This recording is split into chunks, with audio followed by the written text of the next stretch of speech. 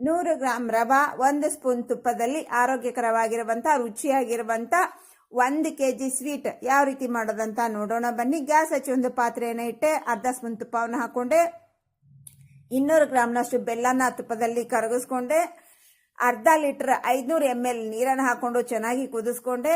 ಒಂದು ದೊಡ್ಡ ಪಾತ್ರೆಯಲ್ಲಿ ಅರ್ಧ ಸ್ಪೂನ್ ತುಪ್ಪ, ಡ್ರೈ ಫ್ರೂಟ್ಸ್ ಅನ್ನ ಫ್ರೈ ಮಾಡಿಕೊಂಡು ತಟ್ಟೆಗೆ ತಕ್ಕೊಂಡೆ. ಅದೇ ತುಪ್ಪದಲ್ಲಿ ತಗೊಂಡಿರುವಂಥ ರವೆ ಹಾಕಿ 5 ನಿಮಿಷ ಹುರಿದು, ಕೊಬ್ಬರಿಯನ್ನು ಹಾಕಿ 2 ನಿಮಿಷ ಹುರ್ಕೊಂಡು ಡೈರೆಕ್ಟ್ ಆಗಿ ಬೆಲ್ಲದ ಕುಳಿತಿರುವ ಪಾಕವನ್ನು ಅದರಲ್ಲಿ ಹಾಕಿ ಮಿಕ್ಸ್ ಮಾಡಿಕೊಂಡೆ. ಏಲಕ್ಕಿ ಪೌಡರ್ ಹಾಕೊಂಡು 5 ನಿಮಿಷ ಮುಚ್ಚಿಟ್ಟೆ. ಈ ಕಡೆ ಡ್ರೈ ಫ್ರೂಟ್ ತಟ್ಟೆಗೆ ಕಸಕಸೆ ಕೊಬ್ಬರಿಯನ್ನ ಸ್ಪ್ರೆಡ್ ಮಾಡಿಕೊಂಡೆ.